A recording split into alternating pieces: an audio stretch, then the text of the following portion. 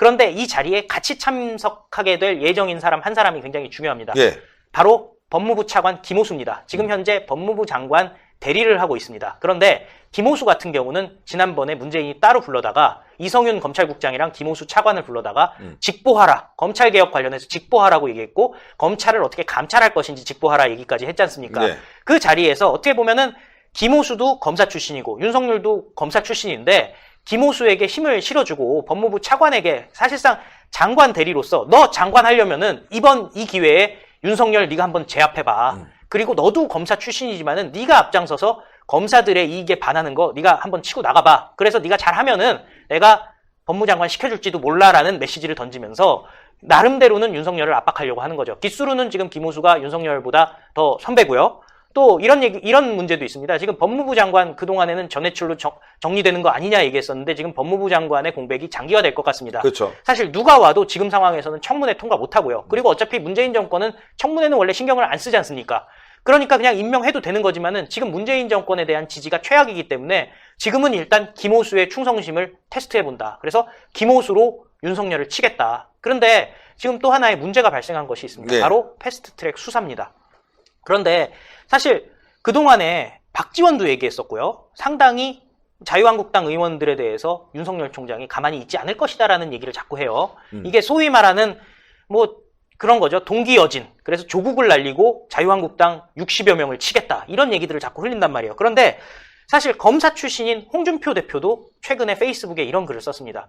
지금 패스트트랙 저지와 맞먹는, 그러니까 지금 의원들이 지금 기소가 돼 있는 부분에 대해서 당의 존립과 관련된 문제라서 자기가 말을 하지 않을 수 없다. 조국 사건과 같이 살아있는 권력도 철저하게 수사하는 윤석열 검찰이 야당 수사는 슬슬 하면서 대충대충 할 것 같지가 않다라고 패스트트랙 조사에 대해서 지금 경고를 하고 나섰거든요. 네. 뭐 홍준표 대표도 사실 검사 출신이고 충분히 검찰 내부의 정보를 많이 갖고 있는 사람 아니겠습니까? 그리고 서로 정보가 없다라고 하더라도 조직 논리라든지 그리고 그동안 청와대에서 압력을 넣었던 부분들을 다 알고 있을 텐데 지금 보면은 이게 심상치가 않다. 누가 뭐라고 해도 지금 60여 명을 갖다가 선거법 패스트트랙 관련해가지고 국회 선진화법 관련해가지고 이거를 사실 발목을 묶어버리면 이게 생각해보면은 아시겠지만은 또 3심 다 끝나려면 유죄 받으려면 상당히 긴 시간이 걸려요. 그래서 뭐 즉결 처분되고 이런 것이 아닌 부분이긴 한데 계속 국회 선진화법 문제에 자유한국당 의원들이 발목이 묶여 있으면은 사실 뭐 당장에 다 국회의원이 뭐 없어지고 이런 건 아니겠습니다만은 움직임의 제한이 있지 않습니까? 어떻게 보면 가열차게 문재인 정권에 대항해서 투쟁을 해야 되는 자유한국당 의원들이 발목이 잡혀서 이 투쟁에 힘을 잃고 또 총선에도 힘을 잃는다면은 문재인의 마지막에 어떤 간혹한 뭐 하여튼 잔꾀가 성공하는 것이 아니냐 이런 걱정을 하는 거죠. 아니, 저는 뭐 상식적으로 그럴 수 있다고 봐요. 홍준표 대표 발언이 상식적인 게 왜냐면은 지금 조국 수사를 하면서 이 정권이 왜 우리만 건드려 이렇게 검찰을 압박하고 있는 거 아니겠습니까? 그러니까 결국 이번 조국 청문회 그다음에 국정감사에서 계속 나온 게 자유한국당 패스트트랙과 관련된 수사는 제대로 할 것이냐 이런 문제를 윤석열 총장에게 계속 압박을 넣었단 말이죠. 당연히 윤석열 총장과 검찰은 우리는 뭐 권력이든 뭐든 야당이든 여당이든 다 조사해라고 한다면은 아마 자유한국당도 조사를 분명히 하게 될 거고 그 과정에서 위법행위가 드러나면 거의 엄중하게 처벌할 것 같은데 자 그러나 중요한 건요.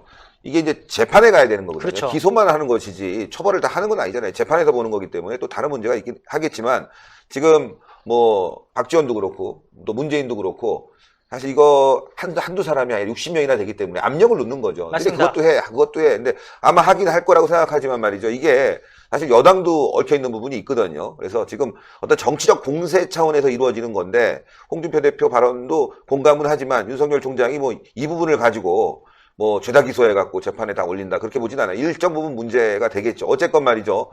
지금 윤석열 총장은 패스트트랙 관련해서도 수사를 해야 되고 또 조국 문제도 수사해야 되고 조국이 이제 기소가 돼서 또 재판을 받아야 되는 상황인데 일단은 뭐 소환을 해야 될 거 아니에요. 소환이 맞습니다. 언제 될지 이번 주라고 얘기는 하고 있는데 벌써 화요일이에요. 근데 오늘도 사실은 정경심이 소환이 됐습니다. 뭐 구속 상태긴 하지만은 또 소환이 됐고요. 실제로 또 정경심 보면은 굉장히 검찰의 조사에 대해서 좀 성실하지가 못하잖아요. 29일에도 나 건강이 안 좋아서 못 나간다 그랬고요. 어제도 구속 상태임에도 불구하고 건강이 안 좋아서 못 나간다 그랬어요. 이게 불성실이라는 것으로 이제 기사가 나오고 있는데 사실은 시간 끌기란 말이에요. 예. 조국을 소환해야 되는데 이제 정경심이 자꾸 이렇게 불성실한 조사를 받음으로 인해서 조국에 대한 소환 시기가 늦춰지고 그래서 오늘 저희가 기사 올린 게 바로 문재인과 윤석열 총장이 만난 게 8일이란 말이야. 그렇죠. 얼마 남지 않았어요. 예. 그래서 결국 그날 좀 정리를 해라. 그리고 소환해라.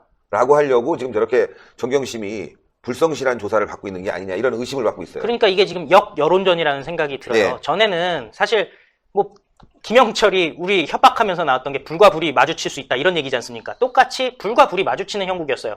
검찰과 여권 그리고 애국 시민들과 좌빨 이렇게 막 수대결하고 세대결하고 이런 양상이었거든요. 근데 지금 여권, 청와대, 좌빨들이 선택한 방법은 소위 말하는 로우키죠. 목소리를 죽여서 조국 이슈 자체를 사라지게 한다. 그러니까. 그전에는 야 조국은 잘하는 사람이고 검찰개혁 유일하게 할 수 있는 사람인데 저들이 지금 불공정의 문제를 불법의 문제로 몰아가고 있어. 그렇지 않아라고 주장을 했었는데 지금 다 묻어버린 거예요. 그리고 또 뉴스도 지금 하나도 안 나오잖아요. 그러니까요. 뭐 박한석 기자도 그렇고 우동균 기자도 그렇고 기사 오늘도 계속 받고 취재했겠지만 뭐 조국 관련된 이야기들이 안 나오고 있어요.